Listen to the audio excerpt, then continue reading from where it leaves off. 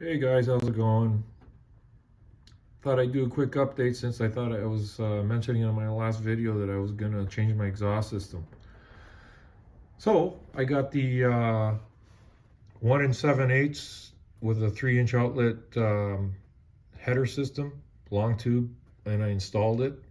These are supposed to be for a third generation Camaro Firebird platform.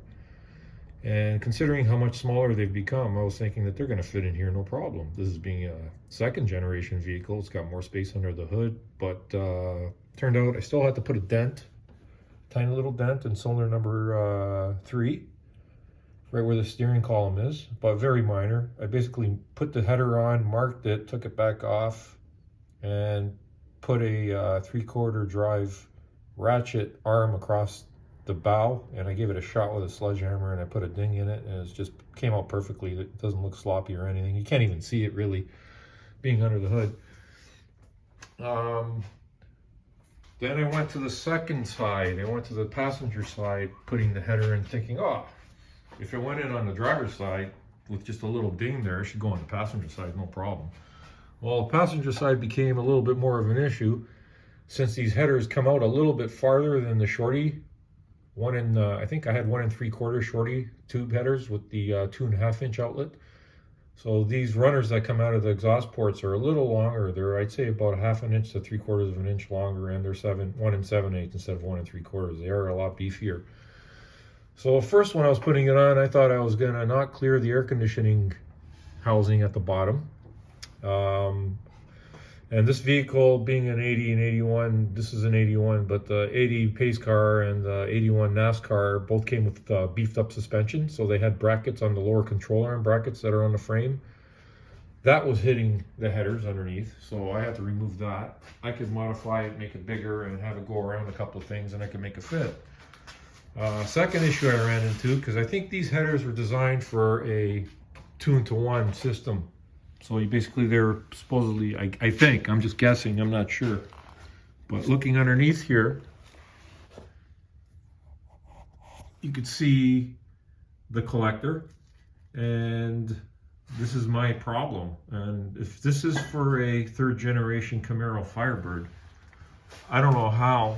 Well, I guess it would have worked out. You see, I don't got a lot of clearance between the oil pan for the transmission and the collector.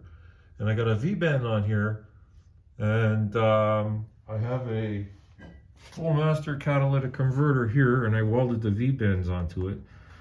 Now, I didn't check this before I did this. I jumped the gun and I welded the V-bends on the cats and onto the header before I decided to put it in, thinking I'm gonna do header right to a cat. And guess what? If I put this on here, you could see how it's actually hitting the transmission. There's no way to do it. So I gotta get I gotta measure to see how much of an angle I need. I think I need about a 30-degree angle. If you look at this, I think I need about a 30-degree angle in order for it to slide in underneath the transmission cross beam. And on the driver's side, I got the catalytic on. I ran into another problem there where the shift lever was in the way. I'm not gonna crawl over to the other side right now, but what I did is I took the shift lever off the bracket and the lever itself. I got another lever that's a little bit smaller, and I actually mounted it on the top of the transmission instead of underneath where the transmission bolts go. On the driver's side, there's a plate that used to be there for a heat shield, and it's got 2 holes, so 2 bolt bosses up at the top. So I managed to bolt it up there and bend the bracket a little bit, and believe it or not, my B&M shifter now shifts way easier than it did when it was in the original factory position, which is a plus. So basically I got to do a 30-degree little, maybe 1.5 inch long pipe, cut off the V-bend on my catalytic converter, weld the pipe onto the catalytic converter, and then weld the V-bend back onto the pipe I just cut and put on there. And same goes for the driver's side. On the driver's side, I'm gonna here's my old exhaust system. It's for sale if anybody wants it, but it's okay for a 6.2 liter, but for a 416 stroker, I think it's a little choked up. That's why I went with the 3-inch. That exhaust system's 2.5 and 2 1/4, and it goes back and forth. Anyways, I'm gonna just go over to the passenger or the driver's side over here and show you what the dilemma was regarding the exhaust system with these headers. But all in all, they do fit. I only paid, I believe, roughly around 350 bucks Canadian for them, so I can't complain. They're made really well, 301 stainless steel. Anyways, here's the driver's side, and as you could see, it's going away from the transmission bracket. I don't know if you could see that. I'm not even looking at the screen right now. Hopefully it's focused on there. So basically, if I put a connector on there, I would have to bend I would need an S-pipe because it's going to hit the transmission cross member. So over here, I think I need about a 20 degree. You're going to take that off, cut the V-bend off the catalytic again, and weld maybe a 20 degree. Even a 30 degree would probably be fine on this side too. But actually, the passenger side, it's hitting the pan. On this side, it's not. If I put the catalytic on, it would actually be hitting the pan on the other side, on the passenger side. So that doesn't work. So that's where I am now with this thing.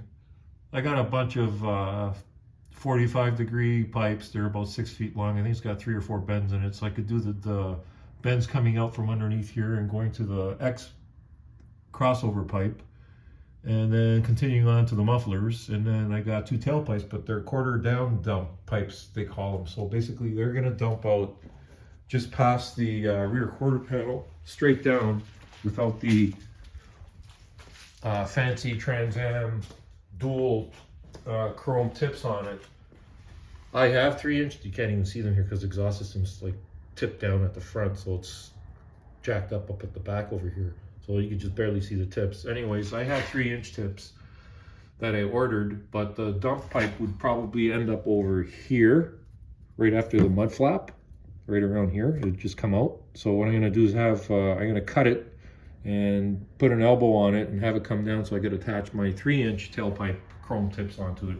Actually, they're not chrome, it's stainless steel, which is kind of neat. It's never gonna rust, you'd think anyway. Anyways, guys, that's it for now. I thought I'd mention what was going on. Everything seems simple until you start doing it, and then you realize you run into one thing after another after another. I mean, just to put the headers on, you got to take the ignition wires off, you got to take the spark plugs off. Obviously, I had to take the exhaust system off on the old shorty system when I did it, but the shorty system, the headers just dropped out from underneath, no problem. Putting the bigger ones in was another story, but I got it to fit. Everything seems to be fitting, nothing's touching. I have about a centimeter, that's approximately 3/8 of an inch space on the passenger side with the header hitting the frame rail. I think that's plenty.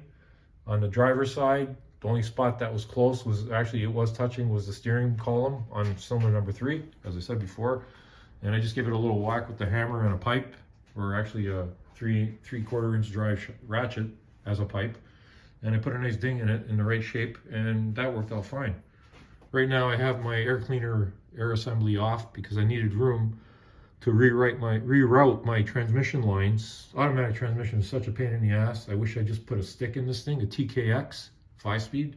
But at the time I didn't want to dish out $5,000. But believe it or not, when it's all said and done with the automatic transmission and the stuff I went through, it's $5,000 anyway. So I didn't really save any money.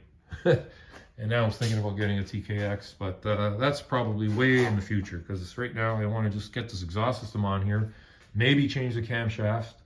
I got a BTR stage 2 naturally aspirated cam in it right now, so it's got like 225.5 intake duration.